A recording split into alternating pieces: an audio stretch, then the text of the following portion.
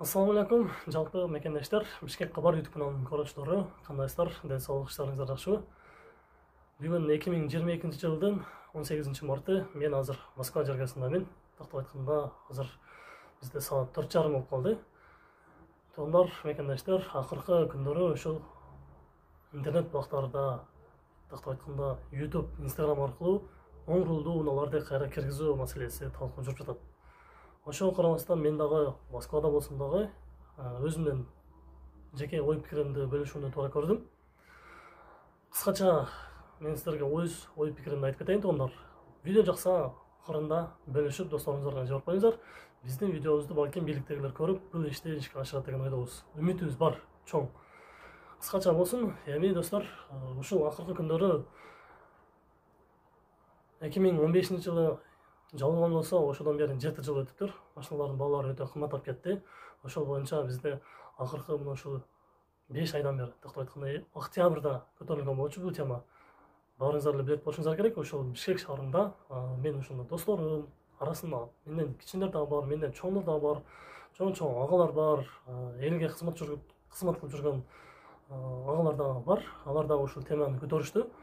Оң рулдууларды кайра киргизүү максатында кол топтоолорду кылышты, кол топтоолорду кылып, бийликке жеткизели, ачсын деген ойдо. Бирок кечеги күндөрү тоондар BBC-ден дагы мен көрүп калдым. Ошодон кийин бир аз болсо дагы жылуу сезимдер чыга баштады десем болот. Анткени Жогорку Кеңештин депутаты Мирлан Мамметалиев агыбыздын айтуусу боюнча ошол элдин үнүн угуп, ошо Жогорку Кеңешке көтөрүп чыккан окшойт. Мен анчалык деле көңүл бурган жокмун. Бирок кечеги жаңылыктан кийин бир сыйра көрүп чыктым. Ошол BBC-деги эженин айтканы боюнча, алып баруучу эже Япониядагы оң рулдуу унаалар кайра кириши күтүлүүдө деген темаларды сүйлөгөндөн кийин мен дагы чын эле ушундай сезимдер пайда болду. Эртең жакында ачылат окшойт. Буюрса ачылса абдан жакшы болот. Элге жакшы, өтө сапаттуу оң рулдуу болбосо эле, так өтө сапаттуу машиналар, баарыбыз жакшы билебиз, оң рулдуу унаалар. Эми мен сөздү кыскартайын тоондар. Бизде мурун 2015 жылдары, тактап айтканда 2015-2016 жылдары Honda Fit үлгүсүндөгү баарыбызга белгилүү болгон өтө популярдуу машинанын баасы орто эсеп менен алып караганда 120 миң менен 100 почти 200 миң деп коелу, 200 миң сомго чейин эле турган болчу. 120-130 баштап 200 миң сомго чейин. Ал эми седан Toyota Mark X, Toyota Mark 2, Honda Accord, Honda Inspire деген машиналар болгону 250 миң сомго чейин турчу. Мен аны баарынан жакшы билем, анткени өзүм базарда блогер болуп 7 жылдан бери жүрүп, бирок 5 жыл гана видео тарттым. Ошонун арасында кайсы күндөрү, кайсы жылдары канча кымбаттады, мен баарын билем. Кыскача айтканда, ошол Fit, ошол убакта 200 миң сомго чейин турган Fiттер өтө жакшылары 200 миң сом. Азыркы күндө ошол өтө сонун мыкты абалдагы Honda Fit үлгүсүндөгү машина 700дөн баштап 800 миң сомго чейин турат. Туурабы? Же жалганбы? Сайттарды караңыздар, машина базарга чыгып караңыздар. Бул теманы доказать этишти. Ушунча турабы деп азыр теманы козгоштун кереги жок. Баарыңыздар азыр жакшы билесиздер. Мисалы, Honda Fit'тен сырткары Honda Step бизде өтө популярдуу. Ошол Fit'тен сырткары Step'ти дагы сиздерге азыр баасын салыштырып көрөлү. Ошол убакта мен байкашымча 250ден 350 миң сомго чейин. Өтө идеалдар 350 миң сом. Мисалы, мен дагы, биз дагы 2014 жылы вагондон түшкөндө өтө салондо пакеттери кийилип турган, чехолдорго мындай салфетка деп коет го, салфеткалар кийилип турган, сомсун аппак, беги жамчук Honda Spada алганбыз биз дагычы. 2004 жылкы передний привод, бүт комплектациясы бар, сонун издеп алганбыз. Ошол убакта биз долларга 7,5 деп турган степти биз 7 миң долларга алганбыз. Сомго чалдырып көргөндө мен азыр эсептеп көрдүм, бирок точносын билбейм, 335 миң сомдон тегерегин алганбыз да. 335 миң сом. Ал убакта алгандар бар эле азыр билет. Точно ошондой да. Свежий перегон, пробегти айтпай эле коеюн. 107 миң пробег менен алганбыз. 107 миң өтө сонун, топ-таза болчу. Азыр ошондой стептер биздин бүгүнкү күндөрү, ушул 18 мартка калган күндөрү азыр сайттарга, YouTubeга кирип караңыздар, канча турат. 12 миң, даже 13, 14. Альфардын ценасынан ашып кеткендер бар. Эми аларды жамандаш ойда эмес. Бирок акыркы күндөрү ушинтип сатуу бул бизнеске айланып барат. Бизнеске айланып кетти. Границалар жабык, кирбейт. Эл канчалык аракет кылган сайын анын үстүнөн бир бийликтеги адам ушул элдин оюн угуп көтөрмөйүнчө биз баары бир алдыга жол албайбыз да. Чечим чыкпайт. Эми туугандар, мен дагы сөздү кыскартайын. Акыркы күндөрү байкадыңыздар, Армения Абхазиядан, оңрулду Россиядан дагы кирип жатат. 3 жылдан бери, байкап атасыздар. Кээ бирлери алып келип туруп, левый документ кылып жасап Кыргызстан номерин айдап жүргөндөр да бар, алар жок эмес, бар. Аларды мен ачыктап неме кылгым келбейт, кылгым дагы жок. Болгон нерсени айтып атам. Ошондуп мындай тааныш барлар кылып атат. Бирок дейхан адамдар аларга күчү жетпейт андай нерсени кылганга. Бизге эмне керек? Граница ачылса, мурдагыдай цена болсо, ошондой эле айдап жүрө берсек. Постоянно граница ачык турса, машинанын ценасы көтөрүлбөйт. Мен баягы темамды бүтүрүп алайын. Азыр Армения Абхазиядан машиналар келет ата. Акыркы күндөрү ошо Армениядан, Абхазиядан келаткан машиналар дагы көтөрүлө баштады бааларычы. Себеби алардан байкады. Кыргыздар ал жакта машиналар кымбат, бизден алып кетип атат депчи. Ортодо кандай сөздөр болуп атат, бирок эч ким билбейт. Мисал катары силерге азыр ошол Абхазияда Honda Fit менен стептерди, ошондой эле баягы седан унаалардын бүгүнкү күндөгү баалары канча болуп жатат?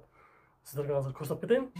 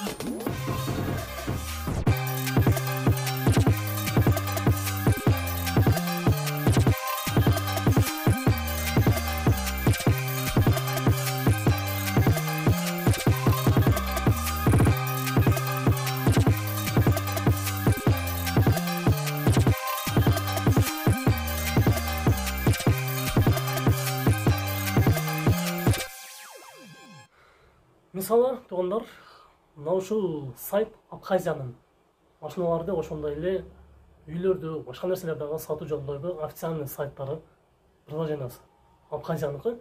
Ушул жерден азыр мен силерге примерно Honda Fit менен седан автоунаасы, Toyota Mark X, Toyota Crown автоунаасы, өтө идеал унаалардын бүгүнкү күндөгү баасына билип берем. Азыр карап туруңуздар. Мына жерде азыр бир аз күтүп турасыздар. Жаңы Honda Fit'тин 2009 экинчи кузов, поколениясы экинчи, кара түстөгү Honda Fit көрүп турасыздар. Баасы канча болот? Эгер экрандан жакшы көрүнбөй жатса, приложенияны көчүрүп алыңыздар. Plug Market'ке киресиздер. Абхаз Auto деп жазсаңыздар эле чыгат. Ичине киресиздер, уже баары көрүнүп турат. Ушул Fit 270 миң сомдойт. Бул айтылышы. мен бул орустар менен сүйлөшүп турам.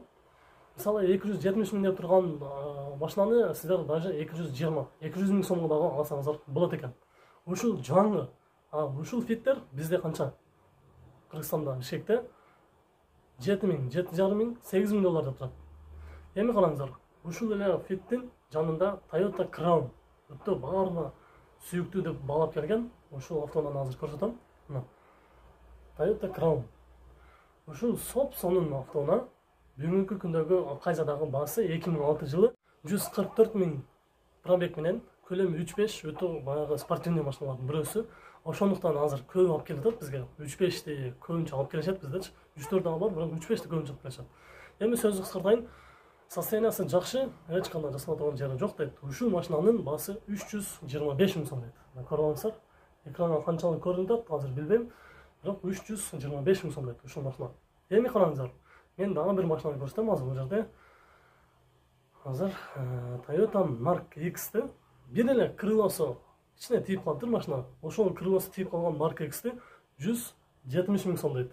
Крылосу бизде Кыргызстанда азыр 5 миң же 5,5 миң, 6 миң аласыз да. Ашып барса 7 миң. Крылосуна машина салып койсоң болду, айдап жүрө бересиң. 170 миң сом айтылышы. Ушул Mark X'тин жылы 2006, 183 миң километр жүргөн, 2.5.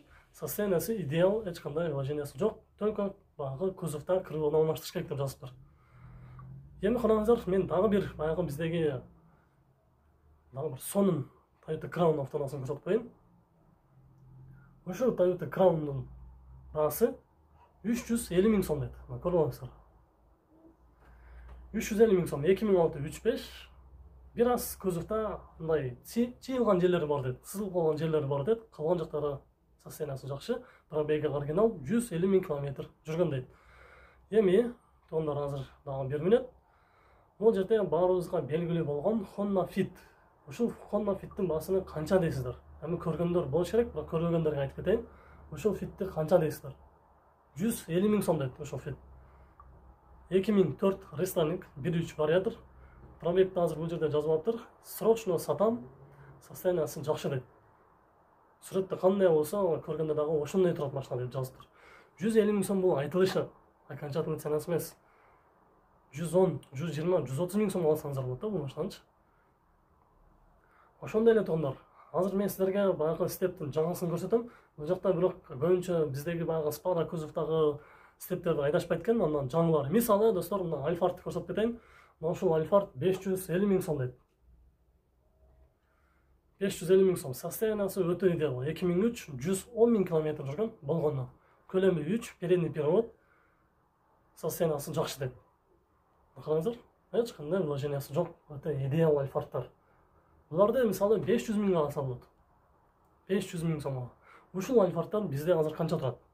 Барыңыздар жакшы билесиздер. Абхазияга болобу, Арменияга болобу, бааны бирдей коюп сатышып атат азыр. Кыргыз номер менен айырмасы 1000-2 миң доллар айырма болсо эле, атак айырмасы жок. Ошондой 400 миңден ашып кеткен фиттерди араң 400 миң сомго алып иштеп жүргөндөр бар, таксиде жүргөндөр бар. Муну азыр мени көрүп жаткандар бар. Мойнуна алышат, бардыгы билет. Ошондой ценага алып таксиге жүргөндөр дагы бар. Үйгө дагы айдап жүргөндөр бар. Өтө идеалдар дагы бар. Алар кымбат. Аларга азыр элдин анчалык күчү жетпейт. Бизнесмен алып саткан адамдардын эле күчү жетпесе, аларга карапайым адамдын күчү жетпейт. Дагы эми тондар ошо сөздүн аягында, видеонун аягында мен эмнени козгоп, эмнени айтып кетким келет. Ушунчалык сиздер дагы видео кайрылып жасап, кол топтоп Японияны ачуу максатында талкуулап атасыздар. Мен дагы бул жактан кошумча кылып кеттим. Буну дагы эми тондар уланталы, достор. Аягына чыгалы, ага чейин чыгып чегит коелу буюрса, бийликке жеткизели, буюрса президентибиз Садыр Жапаров ушул үмүтүбүздү четке какпайт деген үмүттөбүз, чоң үмүт бар. Эгер ачылып кала турган болсо, ачылгандан кийин дагы сиздер айтышыңыздар керек. Ал границаны 1 жылга же 2 жылга же 5 жылга эмес, бир эң кем дегенде 10 жылга же до конца жөн эле ачык турсун. Себеби, мисалы 1 жылга же 2 жылга деп коюп койсок, 2 жыл ичинде баягы эле посредник деп коет, орусча айтканда. Посредник адамдар эле, акчасы бар адамдар, ошол машиналарды Япониядан кайра кирип атканда эле бизге чейин, то есть баягы дыйкандар барып алганга чейин эле алар алып коет дагы. Эртең 2 жылдан кийин жалынып калса, ошол машиналарды дагы кайра алып чыгып кымбат сатышат да. Ошондуктан граница постоянно ачык турса, каалаган убакта биз заказ кылабыз, келе берет, алабыз, айдай беребиз. Ошондой туугандар. Эми видеонун аягында туугандар, дагы бир жолу айтып кетейин, аракет кылалы, ушул теманын аягына чейин чыгалы, чекти коелу, качан граница ачылганда. Буюрса ага чейин эгер ушул теманы көтөрүп аткан маселебиз ишке ашпай турган болсо, буюрса мен Кыргызстанга барамын, ошол жактан дагы сиздер менен көрүшөбүз. Машиналарды баягы вагондон түшүп аткан жерлерде буюрса машиналарды тартып койгон күндөрүбүз насип кылсын. Вагондон түшүп аткан кезде сонун машиналарды ушул күнгө жеткизди деп дагы видео кайрылуу жасоого Кудайым жеткирсин. Эгер ушундай граница ачылып калса, мен барып сөзсүз тартканга аракет кыламын. Кыргызстанга барып ушул вагондон түшүп атат, ушундай машиналар келип атат, келиңиздер, алыңыздар, айдаңыздар, ушунча болуп атат. Эгер түз Япониядан заказ кыла турган болсоңуздар, ушунча сом болот деп. Буюрса ошол күнгө жараткан жеткизсин. Ошол туугандар, видеону көргөнүңүздөр үчүн ыраазычылык билдирем. Көрүп эле койбостон лайк басып, астына комментарий жазыңыздар, бүт группаларга таратыңыздар. Бул видеодон мен мисалы бир нерсе өзүмө бир чөнтөгүмө пайдага иштеп калайын деген эч кандай оюм же ниетим жок. Болгондо мисалы өзүбүзгө ушул жеңилдик болсун деген ойдо видео кайрылуу жасадым. Группаларга таратыңыздар, алар дагы көрсүн, алар дагы себепкер болсун. Көрүшкөнчө сак саламатта туруңуздар. Бүгүн 2022 жылдын 18 марты.